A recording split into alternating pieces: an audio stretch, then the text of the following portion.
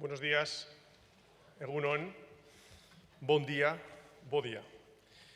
Quiero daros la bienvenida a todos y a todas a esta casa, al Senado de España. Acogeré este acto de homenaje y de memoria a las víctimas del Holocausto y de prevención de los crímenes contra la humanidad sigue siendo un año más un hito importantísimo para esta institución. Querida Roberta Metsola, presidenta del Parlamento Europeo, querido Félix Bolaños, ministro de la Presidencia, Relaciones con las Cortes y Memoria Democrática, Isaac Ben-Zaken, presidente de la Federación de Comunidades Judías de España, Jaime Moreno, director general del Centro Sefarad Israel y jefe de la delegación española ante la Alianza Internacional para la Memoria del Holocausto, Diego Luis Fernández, director del Instituto de Cultura Gitana, Concepción Díaz Berzosa, vicepresidenta de Amical Mauthausen y otros campos, querida Irene Sassar, superviviente del Holocausto, embajadores, embajadoras, también a los miembros de la mesa del Senado, a los eurodiputados y eurodiputadas aquí presentes, a los y las portavoces de los grupos parlamentarios, senadores, senadoras, así también a los trabajadores y trabajadoras de esta casa. Muchas gracias por acompañarnos en este día tan importante para nosotros. Queridas amigas y amigos, la historia de la humanidad es la historia de las vicisitudes de los seres humanos a través de las generaciones, de sus avances y de sus logros, pero también de sus retrocesos y de sus tragedias. Hurtar lo que ha causado dolor no solo es una trampa en la historia, sino que nos imposibilita para prevenir futuras desdichas. Por eso, encuentros como este, sostenidos en la pedagogía de la memoria, nos recuerdan que tenemos un deber de reconocimiento y homenaje con quienes sufrieron a manos de los perpetradores. Pero también nos imponen un deber con las generaciones futuras que debemos conocer y no olvidar, para tener ellas mismas un futuro más justo y más humano. Sin más, os dejo ya con Jaime Moreno, director general del Centro Sefarad Israel, que será el relator de este acto. Muchas gracias, presidente. Comienza el acto de conmemoración de la memoria de las víctimas del Holocausto y la prevención de los crímenes contra la humanidad. Se trata de un acto solemne y al mismo tiempo sobrio de recuerdo a las víctimas, por lo que se ruega no aplaudir tras las intervenciones o los intervalos musicales. Hoy nos sumamos a esta conmemoración que la Organización de las Naciones Unidas fijó el 27 de enero, Día de la Liberación, en 1945, del campo de concentración y exterminio de Auschwitz-Birkenau. Cada año la comunidad internacional rinde tributo a la memoria de estas víctimas y ratifica su compromiso de lucha contra el antisemitismo, el racismo y toda clase de intolerancia que pueda conducir a actos violentos contra determinados grupos humanos. Este año, además, se conmemora el 80 aniversario del levantamiento del gueto de Varsovia. El 19 de abril de 1943 comenzó el levantamiento valeroso de los judíos del gueto de Varsovia contra las tropas alemanas, dado que iban a ser deportados de forma masiva al campo de exterminio de Treblinka. Tras la Shoah, después de haber sufrido el mal con mayúscula, es necesario educar y vacunar a los jóvenes contra los discursos de odio y los extremismos que acechan a nuestras sociedades. La construcción de una sociedad democrática y tolerante pasa por recordar y aprender del pasado para que el lema «Nunca más», que surgió tras la Segunda Guerra Mundial, esté siempre presente. En primer lugar, vamos a dar paso a las voces de las víctimas. Por las víctimas judías va a intervenir don Isaac Ben-Zaken, presidente de la Federación de Comunidades Judías de España.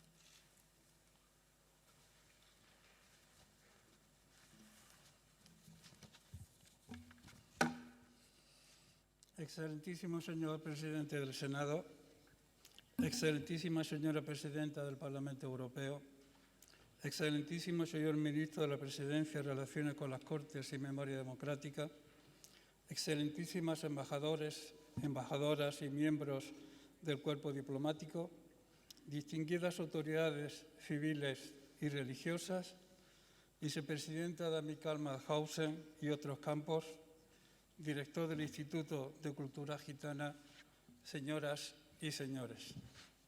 Permítanme que mi primera mención sea para agradecer al presidente de esta distinguida casa, don Ander Gil, por albergar un año más este acto central, dedicado al Día Internacional de Conmemoración Anual en memoria de las víctimas del Holocausto y la prevención de los crímenes contra la humanidad.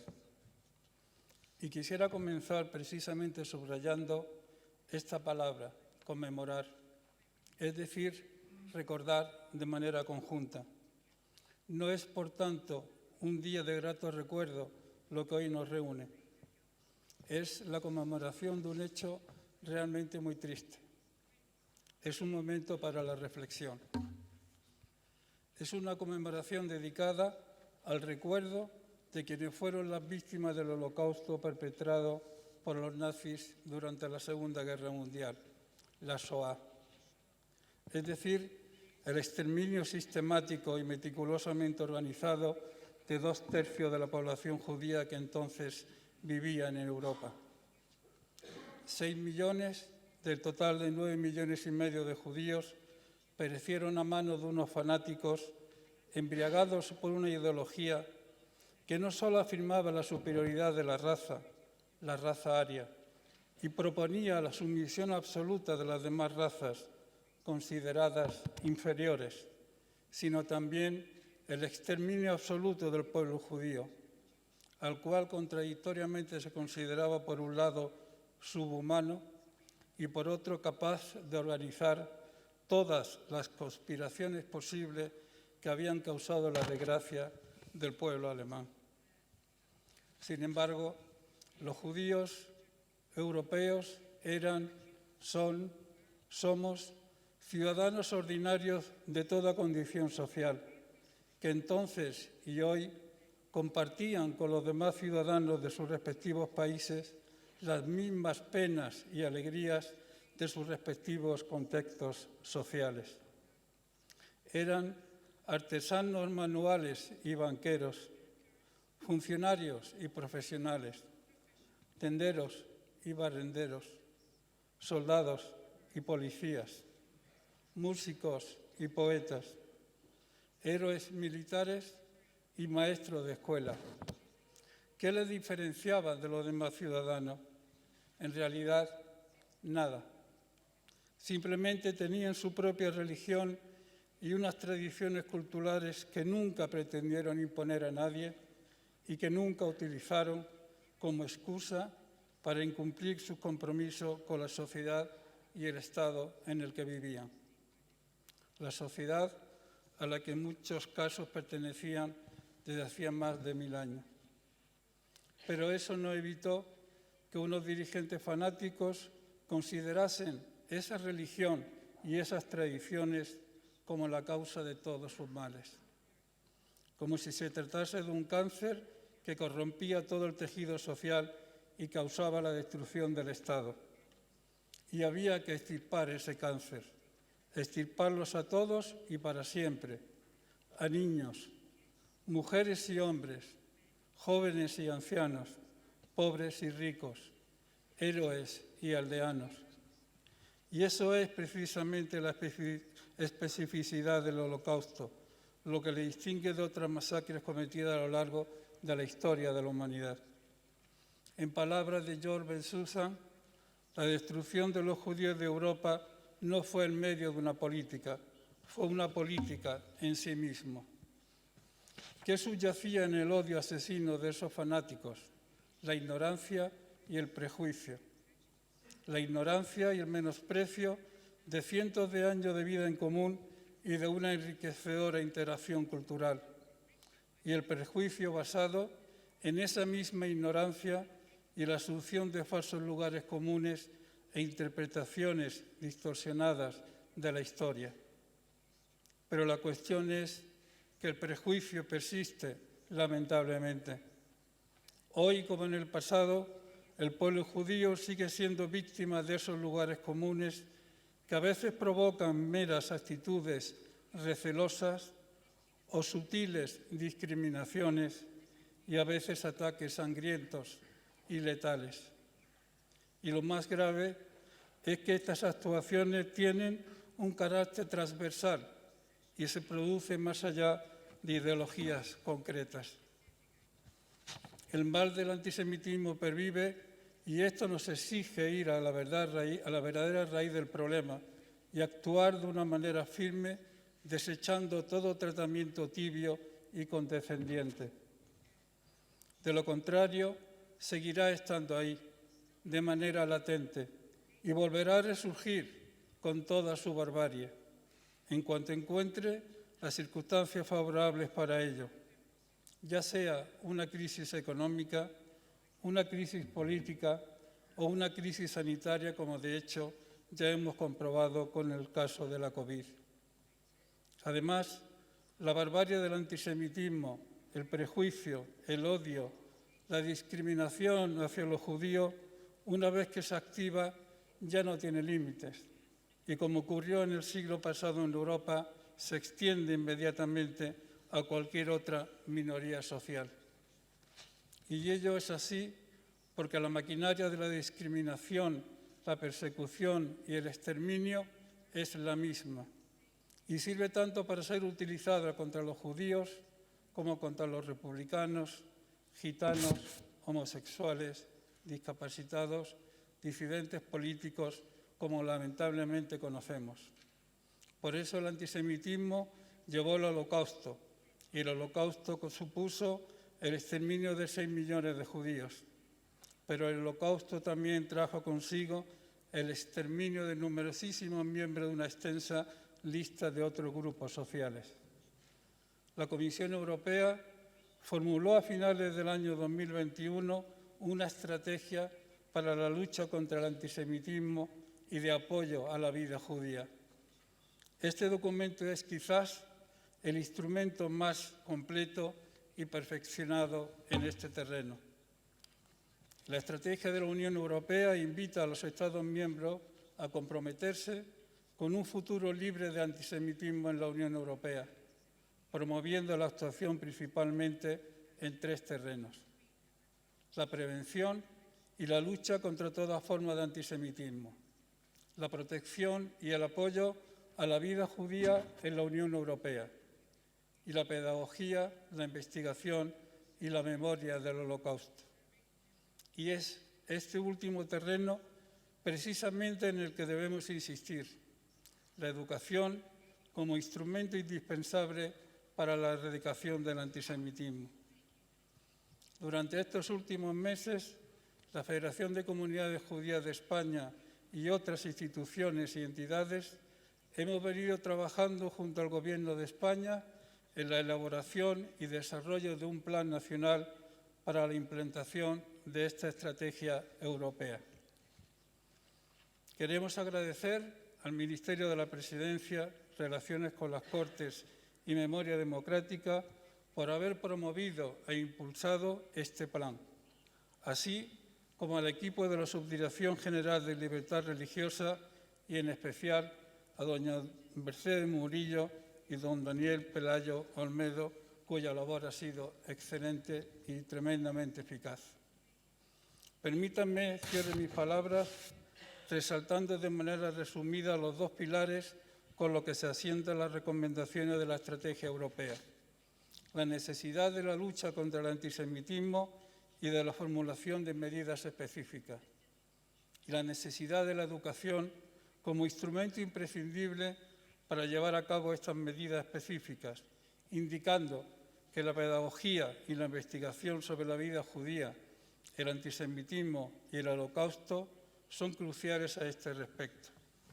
Y no solo debe centrarse en el Holocausto, sino también en la contribución judía a la sociedad europea.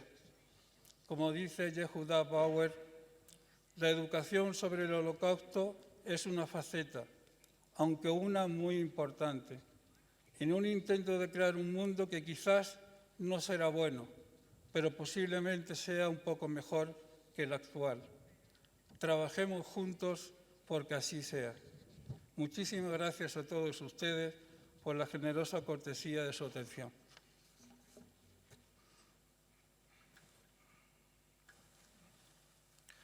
Interviene a continuación don Diego Luis Fernández, director del Instituto de Cultura Gitana. Lacho Dives Tumengue, buenos días, presidente del Senado, presidente de las comunidades judías españolas, presidenta del Parlamento Europeo, ministro de la Presidencia, director de Sefarad Israel, presidenta de Amical de Mauthausen, embajadores, senadores, autoridades, diputados, amigas y amigos.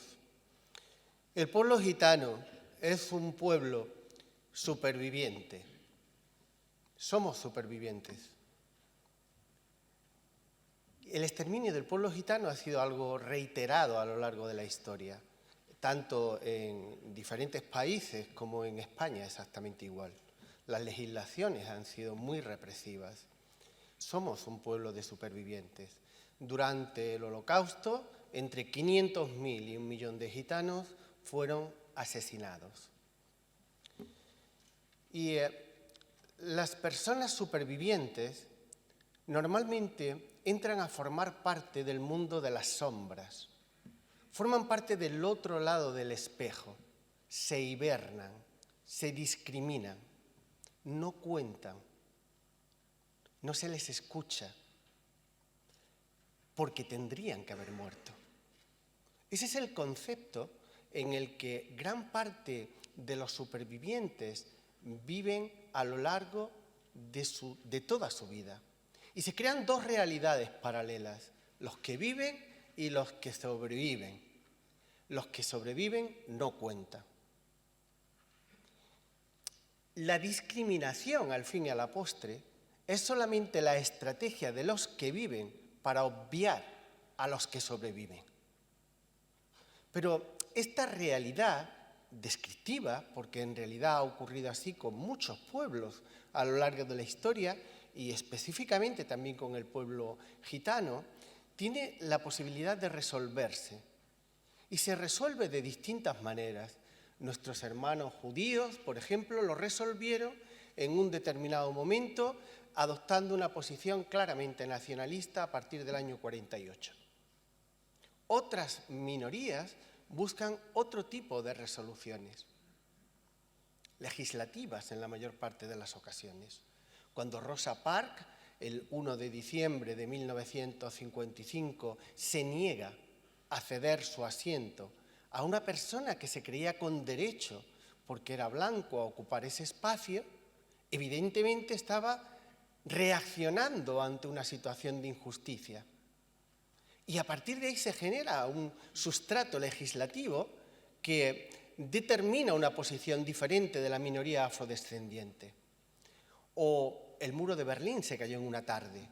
O más recientemente, Mahsa Amini, según la policía de la moral, pues tenía el pañuelo mal puesto. Y eso ha determinado una reacción ya inapelable por parte de las mujeres en Irán y en el mundo. Digo todo esto porque cada pueblo encuentra diferentes resoluciones a su posición dentro de los diferentes estados, ¿no? Los gitanos, las gitanas, acabamos de tener uno de los congresos más importantes de toda nuestra historia. Quizás creo que será uno de los congresos, después del Congreso de Londres del año 71, el congreso que acabamos de celebrar en Valencia hace apenas unos meses, ha sido el congreso más importante porque marca un rumbo.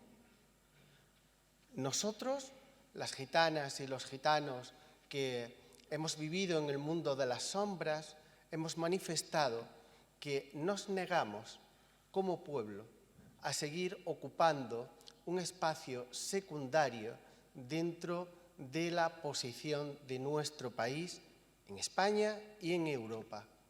Entendemos que no se nos puede adscribir sistemáticamente a considerar la cuestión gitana estrictamente como una cuestión de política social. No es así. Y tenemos entre todos, entre gitanos y no gitanos, que buscar una respuesta adecuada, una respuesta que nos permita sentirnos cómplices, porque Para la resolución de la cuestión gitana, como para la resolución de cualquier minoría, se necesitan liderazgos creíbles, pero sobre todo se necesita el crear los puentes adecuados. Tiene que haber puentes en esa cantidad de población que se niega a ser cómplice de la discriminación. La mayor parte de la población de nuestro país y de Europa también es una población que cree que el pueblo gitano, que la cultura gitana tiene que ocupar un espacio. Y ha llegado el momento de hacerlo juntos. No nos dejéis solos.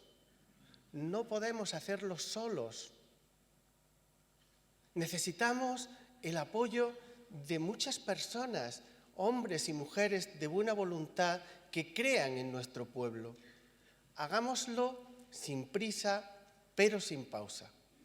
En el Instituto de Cultura Gitana, desde hace muchos años, desde su fundación, acuñamos un eslogan que de alguna manera refleja lo que queríamos transmitir.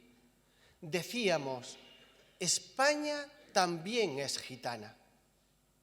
Ese es el eslogan que acuñamos, que luego tuvo una traducción en Europa. Y decíamos, Europa también es gitana. Pues el Congreso de Valencia lo ha completado. España también es gitana. Europa también es gitana. La democracia también es gitana.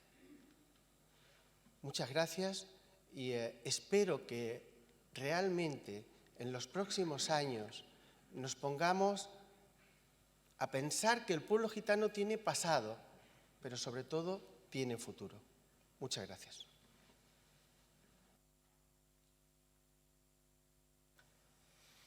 A continuación tiene la palabra doña Concepción Díaz Berzosa, vicepresidenta de Amical de Mauthausen y otros campos. Supervivientes, señora Irene Sassar, señora Eva Lehmann-Borer, señora Roda Enelde, familiares y amigos de las víctimas del nazismo, autoridades, señoras, señores, señor Gil, presidente del Senado, señor Ben-Zaken y señora Isens de la Federación de Comunidades Judías de España, señor Moreno y señora Méndez del Centro Sefarad Israel, muchas gracias por el apoyo para que nuestra asociación, que representa a las víctimas españolas del nazismo, tome la palabra en este acto de Estado. Queremos también recordar la estrecha colaboración que tanto con la Federación de Comunidades Judías de España como con el Centro Sefarad de Israel, desde su creación en 2006 como institución vinculada al Ministerio de Asuntos Exteriores, mantenemos desde hace muchos años en múltiples iniciativas, entre ellas la participación desde 2006 en la celebración de este día y la exposición Mauthausen Memorias Compartidas que se puede visitar actualmente en el Centro Sefarad de Israel. El lema de las Naciones Unidas de este año es gente corriente. El régimen nacional socialista que gobernó Alemania de 1933 a 1945 en complicidad con los países que se unieron a su doctrina, creó una ideología asesina que impregnó amplias capas sociales de hombres y mujeres, que estuvo involucrada en todos los aspectos del exterminio de los judíos europeos y la persecución de otros grupos. Discapacitados físicos y mentales, gitanos, homosexuales, masones, testigos de Jehová, prisioneros de guerra, eslavos, opositores políticos de todas las ideologías, entre ellos alrededor de 10.000 mujeres y hombres españoles republicanos. Sin el consenso casi unánime de la sociedad nazi para extinguir al pueblo judío sin distinción de ningún tipo, el proyecto de exterminio habría sido inimaginable. Como nos recuerda Primo Levi, esos ciudadanos eran testigos de la barbarie antisemita, sinagogas ardiendo, judíos humillados en las calles, privación de derechos, expulsión, expolio y desaparición de sus vecinos judíos. Conocían la realidad de unas cárceles a rebosar, las ejecuciones, las hileras de presos en las calles o en las estaciones de ferrocarril. Sabían de la existencia de los campos de concentración, veían el humo de los crematorios, eran proveedores, solicitaban mano de obra.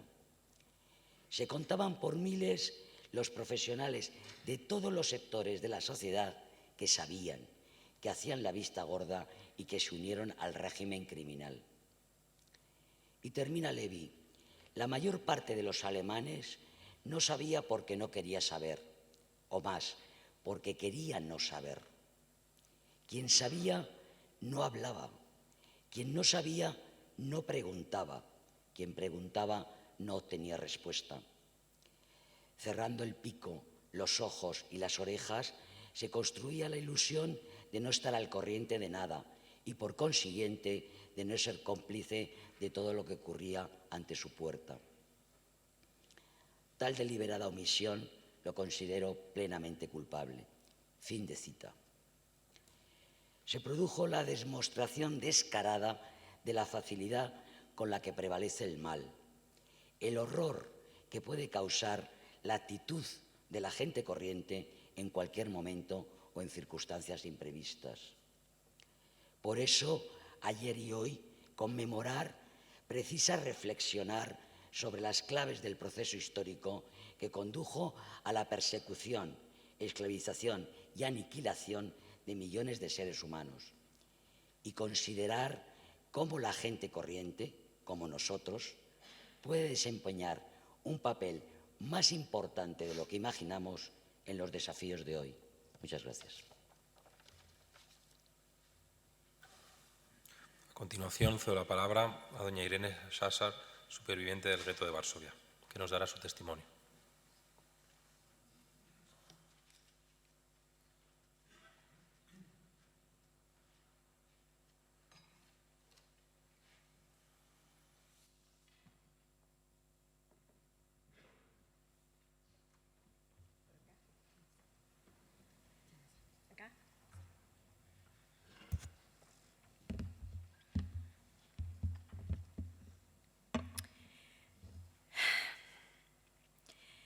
Me llamo Irene Levkovich Sássar. Soy sobreviviente del gueto de Varsovia. Nací un 12 de diciembre de 1937 en la calle Wspólna 24 en Varsovia. El 1 de septiembre de 1939, los nazis entraron a Varsovia y el primer acto por parte de ellos era echar a todos los que éramos judíos al gueto de Varsovia, simplemente por haber nacido judíos. Papá, David Levkovich, mamá, Elena Kirchenberg de Levkovich. Pasamos con lo poco que podíamos llevar a un pequeño departamentito en el gueto de Varsovia. Mi mamá y yo salíamos a las calles corriendo, buscando comida. Recuerdo el hambre, recuerdo la hambruna. Recuerdo los bombardeos, recuerdo los pasos de las botas de los nazis. Recuerdo ser una niña curiosa y tenía apenas 2 años, 3 añitos, levantar un pedazo de papel en la calle del gueto y encontrarme con el esqueleto de un pequeño niño. Ya no tenía cuerpo, solamente huesos. Recuerdo, porque la memoria es un arma a veces increíblemente fuerte, cuando en una de nuestras salidas volvimos al departamentito donde mi papá debía de esperarnos, lo encontramos en el piso de la cocina, sangrando. Mi mamá se tiró encima de él conmigo y esa fue la última vez que sé de mi padre. No sé dónde está enterrado, si es que lo enterraron. Mi mamá, que me dio vida más de una vez, y amor de madre no hay otro, entendió que si lo asesinaron a mi padre en el gueto, había que escapar. ¿Cómo se ingenió en encontrar una salida o entrada a una cloaca del gueto de Varsovia? Ahí me tiró con mi lalechka, con mi muñequita. Saltó ella y ahí estábamos en la pestilencia de la cloaca del gueto de Varsovia, como animalitos en que las ratas y los ratones estaban felices de tenerlos ahí. Salimos al otro lado de la cloaca y todo eso por ingenio de mi madre, que en paz descanse, a la parte cristiana de Varsovia. Ahí nos esperaba alguien con 2 abrigos, uno para mí, otro para mi mamá. Estábamos en la parte cristiana de Varsovia, donde estaba prohibido a los judíos. Y ahí estábamos las 2. Mi mamá había nacido en Varsovia, era una mujer rubia, ojos celestes. Parece que tenía amigos. Tocando puertas, la albergaron familias cristianas en que ella trabajaba como ama de casa y a mí me tenía escondida. Pasé 3 a 4 años escondida en armarios de diferentes familias, con una basenica y con mi lalechka, con mi muñequita. Mi mami abría las puertas y solo la veo ella, veo su cara. Me traía algo para comer, me cambiaba la basenica y me dijo lo siguiente: Irene, si te portas bien, si no lloras, si no gritas, si no me llamas, si no te quejas, todo esto va a terminar en pocos días y vamos a salir a jugar al parque.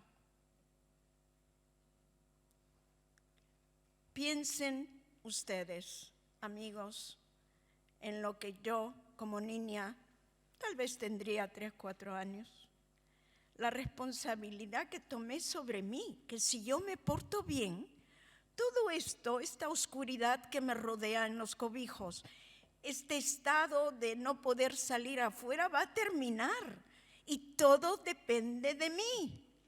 Todo depende que yo me porte bien y la Segunda Guerra va a terminar en poquito.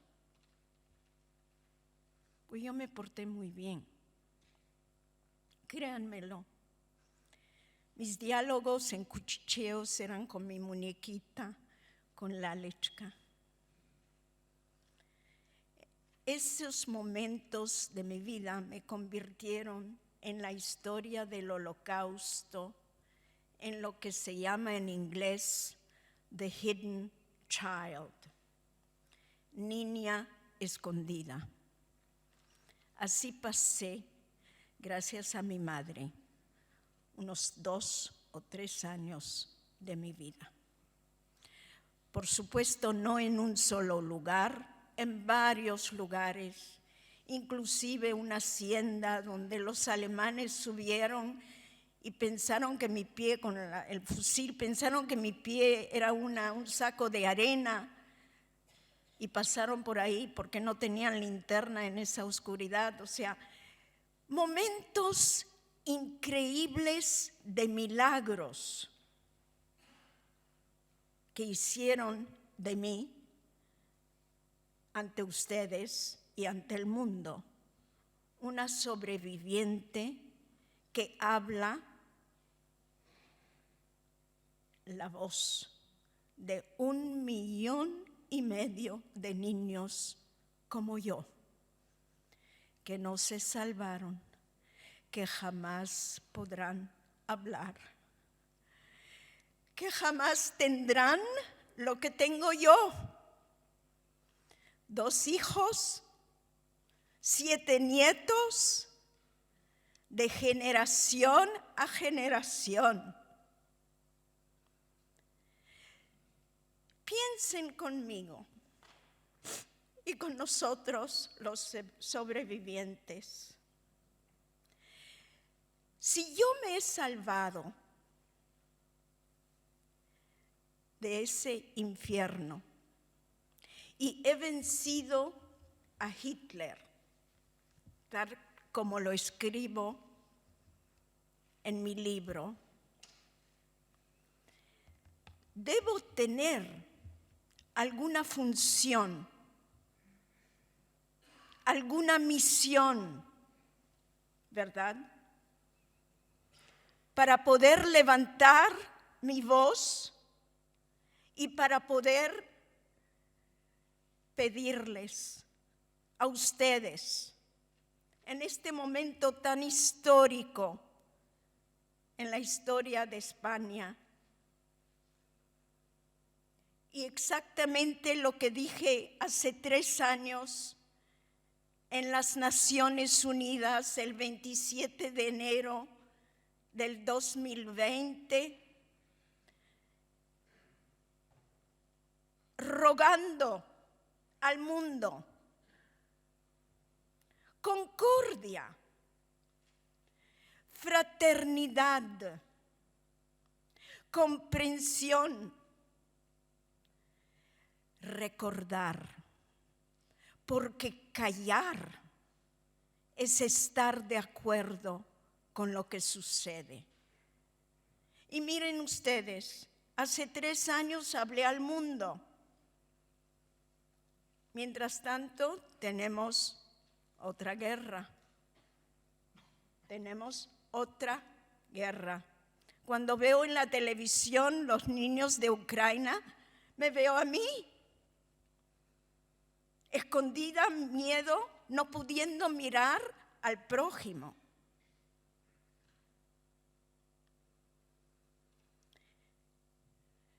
Pocos quedamos de los que hemos sobrevivido. Yo, a los 85 años, ya los tengo del 12 de diciembre, ruego que este mundo comprenda que lo que pasó, los 6 millones de judíos gitanos, nunca podrán hablar.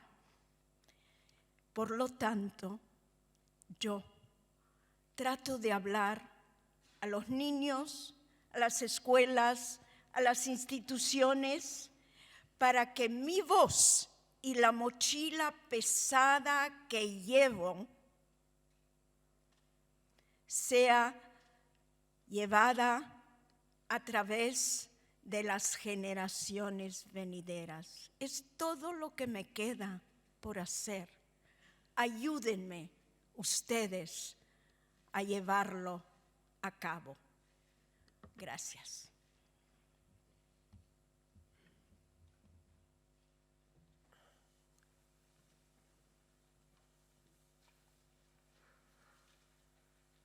Damos paso ahora al encendido de las 6 velas en memoria de las víctimas del Holocausto. En memoria de los 6 millones de judíos asesinados en persecuciones, guetos y campos de concentración, enciende la vela doña Irene Sássar, a la que acabamos de escuchar, y doña Patricia Weitz, hija de Violeta Friedman, superviviente de Auschwitz-Birkenau.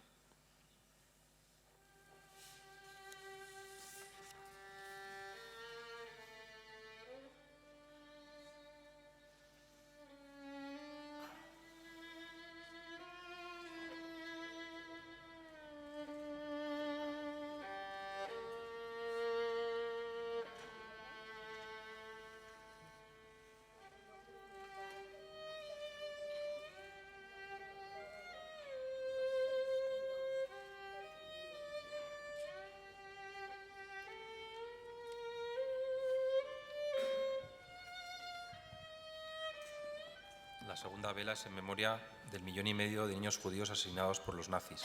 La encienden Lucía Goldberg e Isaac Benzaquén, alumnos del Centro Viven Gavirol, Colegio Estrella Toledano.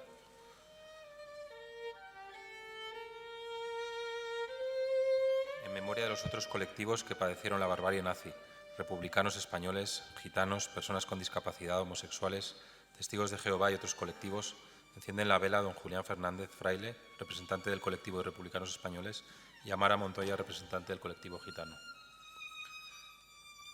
En memoria de los justos entre las naciones, aquellos que arriesgando sus vidas salvaron a los perseguidos, y en memoria de quienes fueron protegidos por ellos, encienden la vela don Carlos García Bañón, nieto del diplomático Ángel Santbriz, justo entre las naciones, Eva Leitman-Borer, superviviente del Holocausto salvada por Ángel Santbriz, y José Antonio Lisbona, historiador del Holocausto y de Justos entre las Naciones.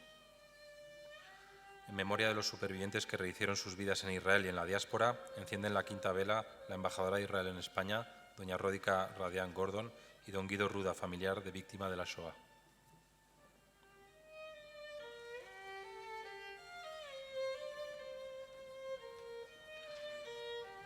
Por la preservación de la memoria de las víctimas del Holocausto, por la ineludible responsabilidad de luchar contra el negacionismo, rechazar el odio, combatir la indiferencia y elevar los principios de la convivencia y de la vida misma, encienden la última vela don Jesús Chaparro, don Daniel Mir, ambos profesores y creadores de la revista Educa Shoah, y doña Clara Ruiz, alumna del Instituto Gonzalo Nazareno de Sevilla.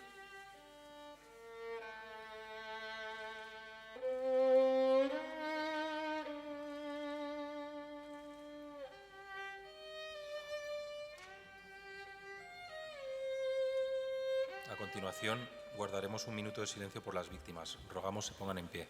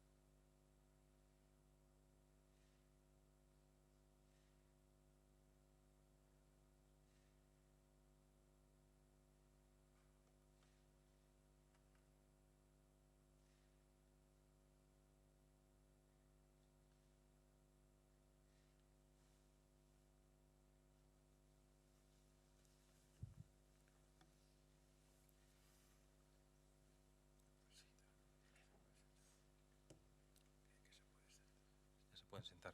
Seguidamente procederemos al recitado de la plegaria por las víctimas del Holocausto, Male Rahamim, por el rabino Moshe Ben Dahan, presidente del Consejo Rabínico de España.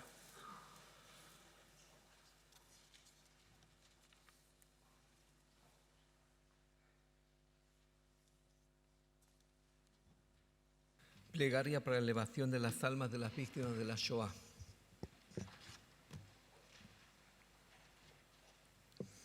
El Male Rahamim Shochem Bamerumim Amse Menucha Nechona Tachat Kanfei HaShechina במהלות קדושים וטהורים, כזוהר רק המסעירים לנשמות 6,100,000 מאחינו בני ישראל.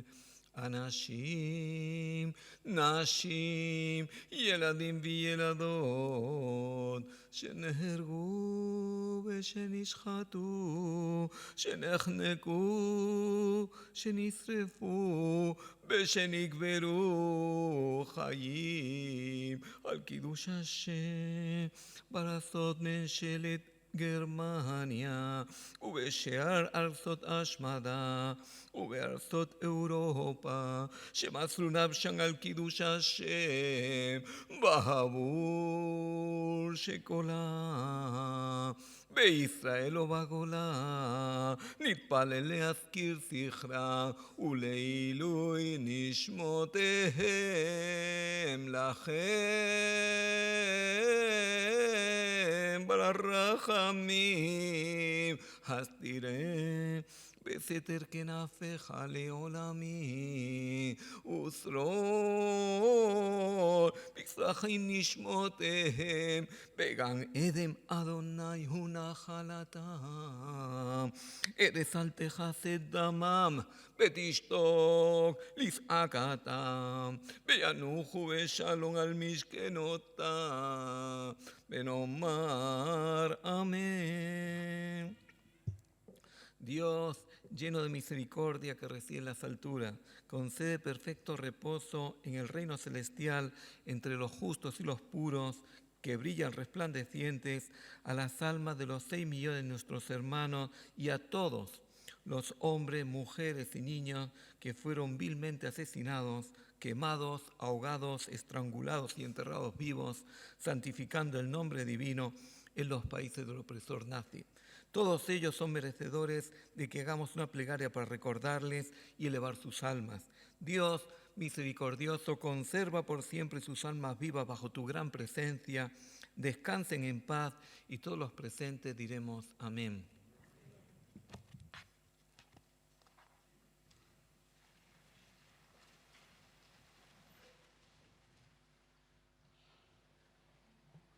Tiene la palabra el excelentísimo señor don Félix Bolaños, ministro de la Presidencia, Relaciones con las Cortes y Memoria Democrática. Muchas gracias, señor presidente del Senado, señora presidenta del Parlamento Europeo, señor líder de la oposición, señor Núñez Feijóo, autoridades civiles, autoridades religiosas, supervivientes, querida Irene, víctimas, familiares de las víctimas de aquel horror que supuso el Holocausto. Quiero, antes de iniciar mi intervención, permítanme que exprese en nombre del Gobierno nuestra más firme condena a una muestra más del fanatismo que fueron los hechos ocurridos antes de ayer en Algeciras. Queremos trasladar nuestro más sentido pésame a la familia por lo ocurrido allí, en Algeciras. Desde el Gobierno mostramos nuestro más absoluto rechazo a cualquier tipo de violencia, de fanatismo, a cualquier discurso de odio que trate de sembrar el enfrentamiento. Ninguna religión, ninguna creencia religiosa incita al odio. Quiero también decirles que no podemos ser indiferentes ante los discursos de odio que aprovechan cualquier oportunidad para intentar deteriorar la convivencia y que cualquier forma de intolerancia que nos pueda conducir a actos violentos no tienen cabida en España, que es una sociedad plural, diversa, cultural, social y políticamente. Frente a la violencia y la intolerancia, diálogo, paz, respeto a los derechos humanos, respeto a las creencias religiosas de cada uno. Señoras y señores, la actualidad nos demuestra lo importante que es hoy el emocionado tributo que estamos haciendo a la memoria de las víctimas del Holocausto. Aquel tiempo de noche y niebla, como se definió, que fue el nazismo y que horrorizó a la humanidad. Nada nos puede conmocionar tanto como el testimonio que hemos escuchado hoy aquí, como tantos otros, que nos recuerdan aquellos hombres, aquellas mujeres que fueron despojados de lo más básico, de lo más esencial, de su propia condición de seres humanos.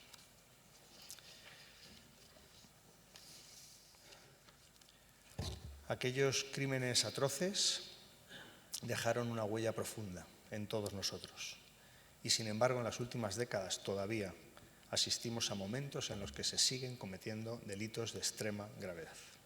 Asistimos ahora al horror en Ucrania, también hay otros conflictos bélicos en otros lugares del mundo y ese sufrimiento de millones de personas nos interpela.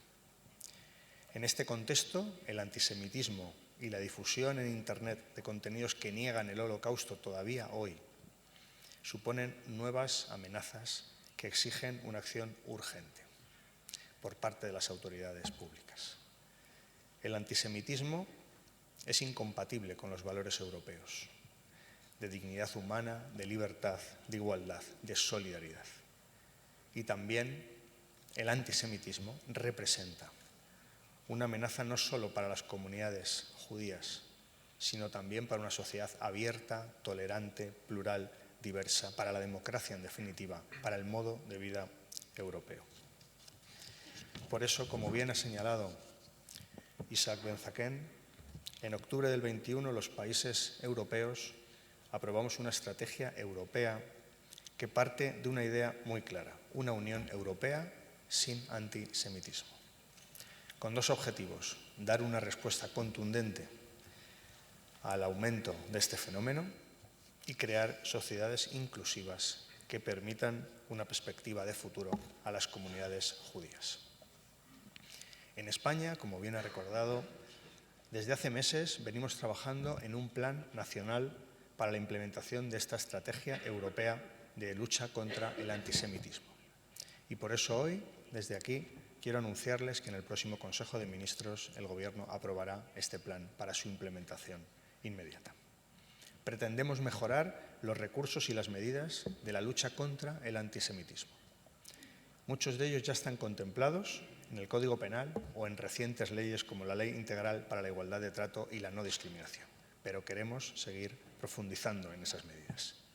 También pretendemos, con el nuevo plan que aprobaremos, favorecer las condiciones para que las personas y las comunidades judías puedan vivir conforme a sus costumbres, conforme a sus tradiciones y a sus creencias en total convivencia con nuestro ordenamiento jurídico. Señoras y señores, el Gobierno tiene 3 compromisos de actuación, 3 mandatos irrenunciables. El primero mira al pasado y es honrar la memoria de todas las víctimas, de las víctimas del Holocausto, situarlas en el lugar que por justicia les corresponde en la historia de la democracia europea y también del mundo. Como saben, cada 5 de mayo rendimos homenaje a los españoles deportados y fallecidos en Mauthausen y en otros campos y a todas las víctimas del nazismo de nuestro país. En segundo lugar, es un compromiso de presente, en línea con el trabajo que estáis llevando a cabo las organizaciones, las entidades que estáis aquí representadas, como la Amical de Mauthausen.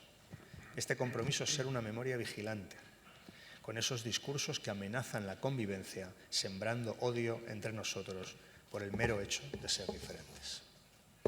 El tercero de los compromisos que adquirimos como Gobierno es de futuro.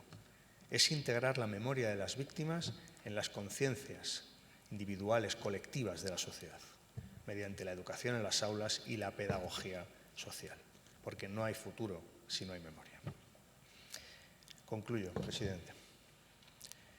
Tenemos que seguir aprendiendo las lecciones de la historia, con testimonios como el que Irene nos ha mostrado hoy aquí, a fin de que las nuevas generaciones conozcan lo que ocurrió y sepan que no puede jamás repetirse. Como dijo el judío sefardí Maimónides, observar lo que ocurrió, pero enfocarse también en lo que está por venir. Porque la educación es transformación, porque una persona que tiene conocimientos lo tiene todo. Sigamos preservando la memoria de los ausentes. Su luz, simbolizada en estas velas, nos ilumina y nos anima a seguir recordándoles y a seguir protegiendo nuestra casa común, que es el planeta. Por último, también, preservemos la memoria del Holocausto, que nunca se olvide y que nunca se repita. Muchas gracias.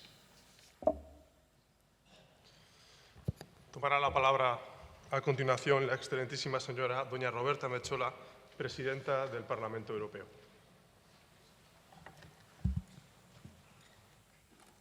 Thank you very much, President Ander Hill, distinguished guests, dear senators, dear survivors. Thank you, Irene, for your heartwarming and heart-wrenching memories that you shared with us. Queridos amigos, es un honor estar hoy en Madrid, in this place of history and of the future.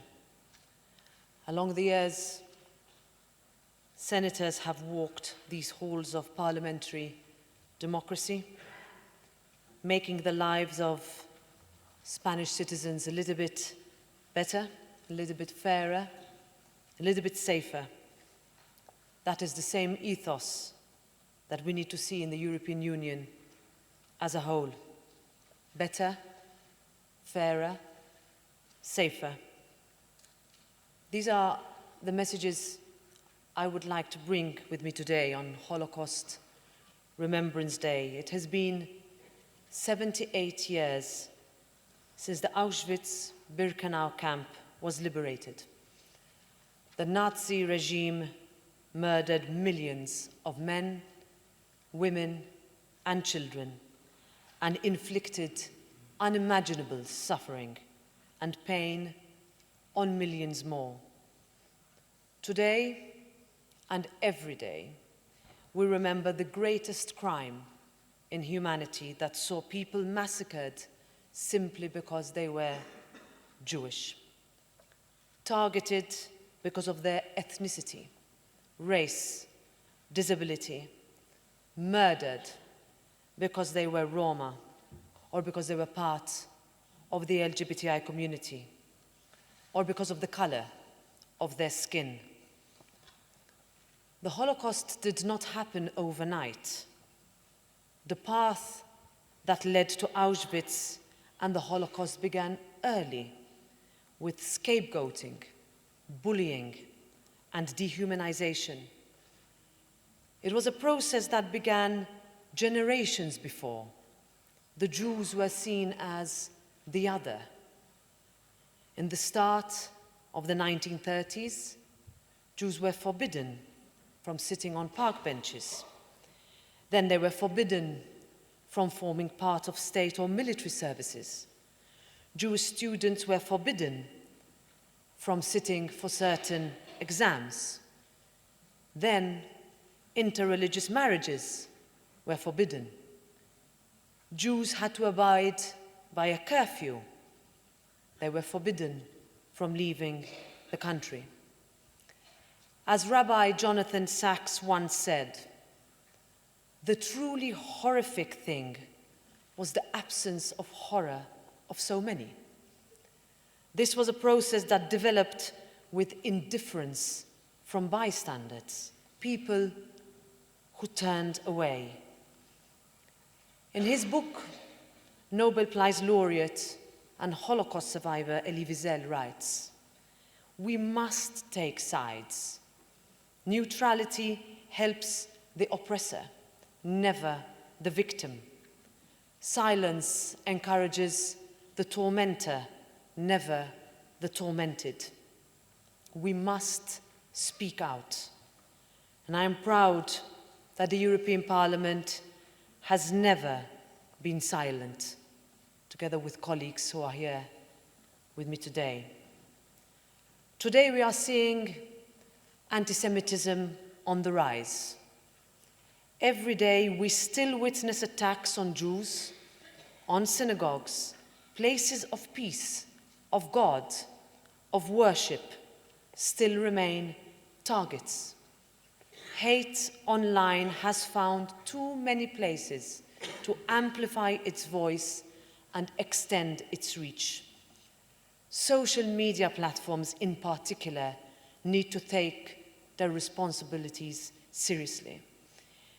We know that this is a warning sign for humanity, so it matters to all of us. We had a commemoration yesterday marking this very day in the European Parliament yesterday. And as I said to the President of the State of Israel, and as I repeated in the Knesset when I addressed it in Jerusalem last year, I will say it here as well. To be anti-Semitic is to be anti-European. The European Parliament is committed to breaking the cycle, to combat anti-Semitism, to ensuring that we remember the devastation of history and that the lessons of the past will never be forgotten. We have a duty to remember even when the voices of the survivors are not able to be heard anymore. The European Parliament understands its responsibility in doing that. The first woman president of our parliament was Simone Veil, number 78651, who survived the horror and the evil of Auschwitz to change the face of Europe.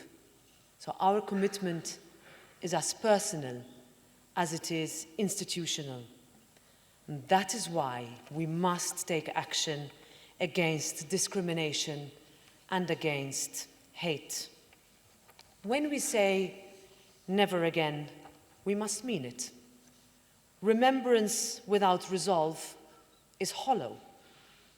Awareness without action will not prevent these atrocities from happening again. I have already emphasized the importance of speaking up against intolerance and injustice, but it warrants repeating, because while anti-Semitism still exists, while children keep being bullied because of their heritage, while synagogues keep needing security guards for protection, while Jewish graves keep being desecrated and vandalized, while the number of anti-Semitic conspiracy theories keep increasing online, it must be clear to us that we haven't said it enough. Ladies and gentlemen, our European Union knows that diversity is our strength, not our weakness. It is what makes the European Union, despite all the difficulties and imperfections, a superpower of values that we should be proud of. A union that has managed to bring 705 members from 27 member states around the same parliamentary chamber, so that together we can build a better, fairer, and safer Europe. We have done a lot in the past decades. We have come together as a union, and we have transformed the lives of millions of people. We tore down internal barriers and replaced them with common values. We achieved freedom, prosperity, and provided opportunity. Right now, Europe is at a crossroads. And in this moment, we need to continue building on our biggest asset, people. Speed up investment, protect human rights, provide solutions, stand up for one another, meet citizens' expectations, and deliver on our promises to improve their lives. Now is the time for Europe to step up and lead, to strengthen its place in the world, to renew its engagement and recapture a sense of optimism, to make sure that our project of hope truly becomes a reality for everyone, to make sure that the history that we mark so solemnly today is never again anyone's future. Muchas gracias.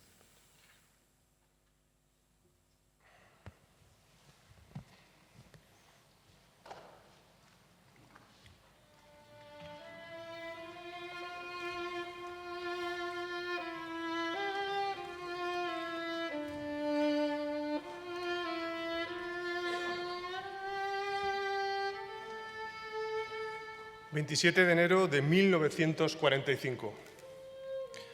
Hace un día especialmente frío. Son casi las 3 de la tarde cuando una avanzadilla de la 332 División de Infantería del Ejército Soviético llegó a una verja enorme, presidida por un cartel que decía Arbeit macht frei, el trabajo os hará libres. Vieron varios miles de personas esqueléticas vagando por el campo, centenares de cadáveres abandonados en el suelo. Un hedor insoportable. Fuera de los crematorios, muros de huesos y zapatos de varios metros de altura. Muchos soldados querían salir corriendo. Otros intentaban que los prisioneros entendieran que estaban siendo liberados. Se supo más adelante que gran parte del campo había sido desmantelado para ocultar el horror y que decenas de miles de prisioneros que podían andar fueron obligados a iniciar las marchas de la muerte. Primo Levi escribió: aquellos hombres lanzaron miradas sorprendentemente avergonzadas a los cuerpos amontonados, a los refugios destrozados y a los pocos que quedábamos vivos. Las cartas de los soldados a sus familias afirmaban: el horror es total, imposible de describir. Es algo inmenso, aterrador, incomprensible. Los soldados encontraron y dejaron registrados en los 6 almacenes que permanecían en pie lo siguiente: más de 836.000 trajes de mujer, casi 370.000 trajes de hombre, una cantidad inmensa de ropa de niño y de niña, más de 44.000 pares de zapatos, casi 8 toneladas de cabello humano,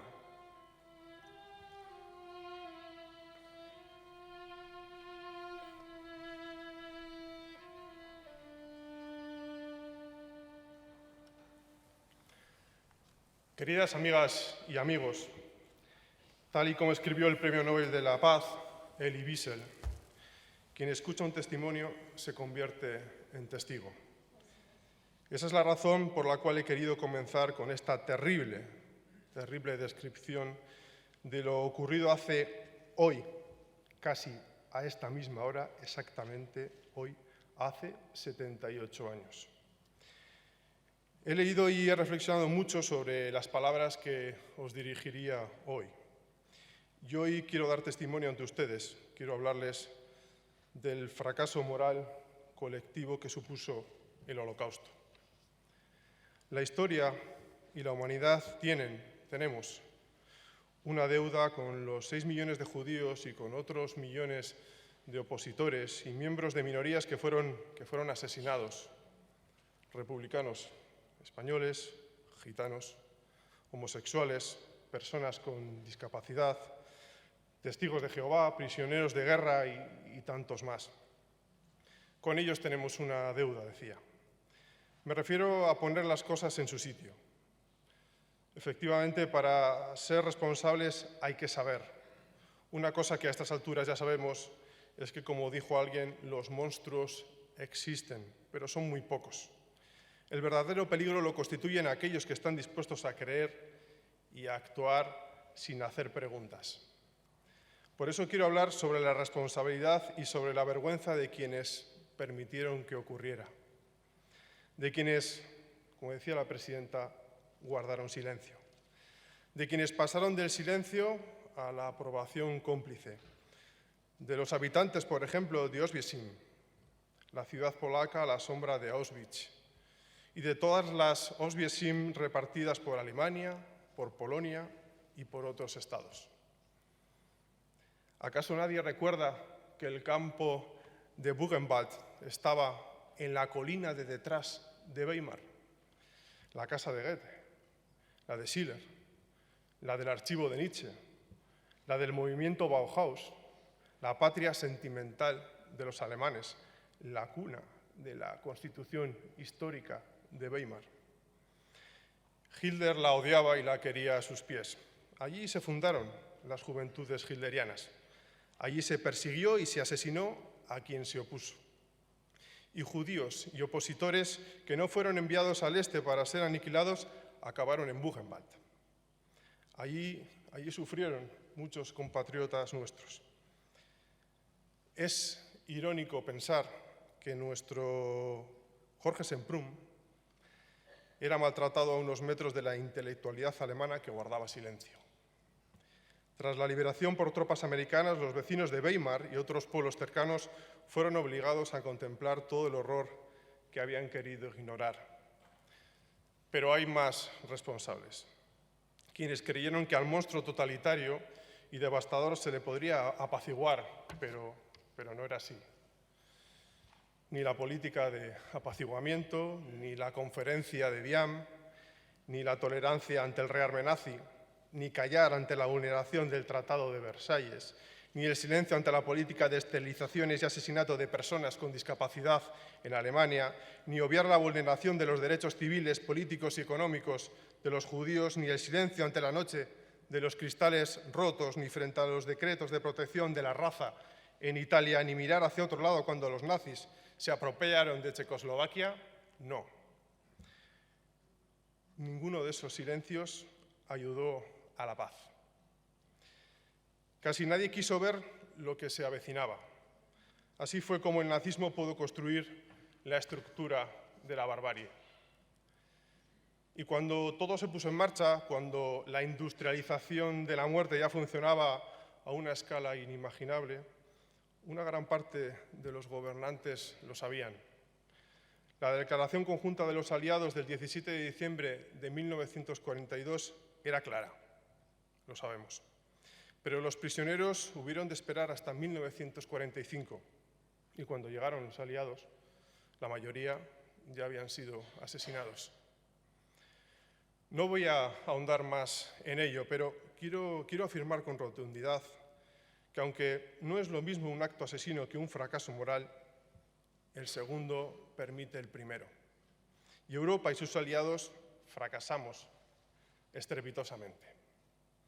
La solución final de los nazis no fue un suceso inesperado o improbable, no fue eso que se conoce como un cisne negro, que apareció de un día para otro. Fue una operación deliberada, sistemática y metódica, destinada a asesinar a todos los judíos de Europa. Hoy no podemos sufrir ese fracaso moral, no se puede repetir. Por eso, no debemos normalizar el negacionismo del Holocausto. Tampoco debemos intentar apaciguar los neofascismos, los totalitarismos y los populismos. De ningún modo podemos normalizar los ataques al Capitolio en los Estados Unidos o a las instituciones democráticas en Brasilia. Y no podemos aceptar sin más los ataques a los derechos y libertades conseguidos con tanto esfuerzo en nuestro propio país. Os digo todo esto sin atisbo de pesimismo, sino con la fuerza que da la constatación de que hoy somos mejores. Frente al fracaso moral de hace casi 8 décadas, hoy podemos sentirnos orgullosos del rearme moral de Europa. Y os pondré un ejemplo. Hace justo un año nos reunimos aquí. Os dije aquel día que aquí y ahora somos mejores. Y 3 semanas después, la ciudadanía, los gobiernos y las instituciones europeas efectivamente demostramos que así era.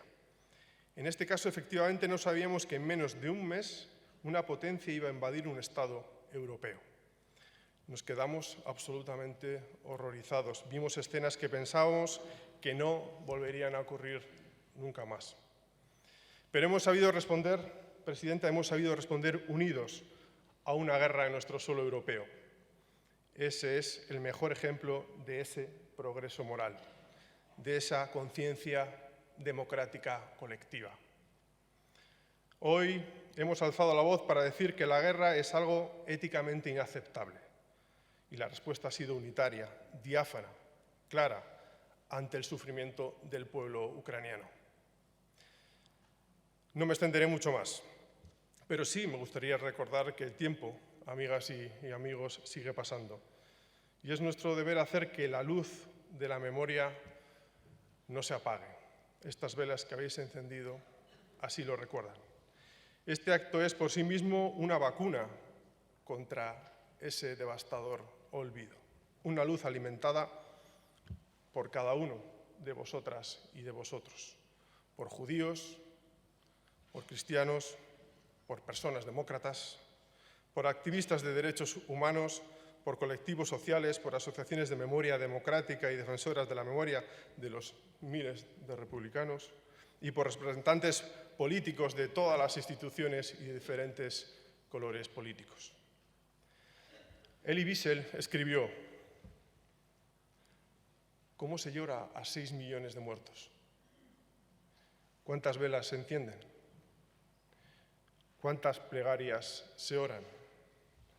¿Sabemos cómo recordar a las víctimas, su soledad, su impotencia? Estoy convencido de que convertir la memoria del horror en materia de esperanza no es tarea fácil, pero vale la pena.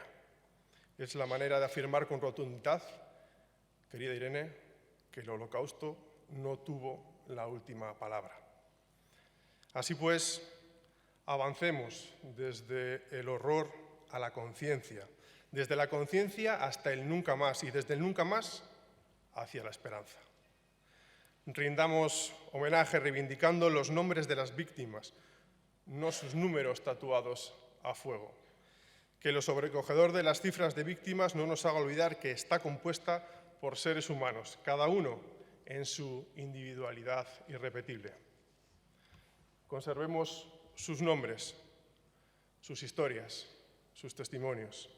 Ellos sí deben quedar tatuados a fuego en nuestra conciencia.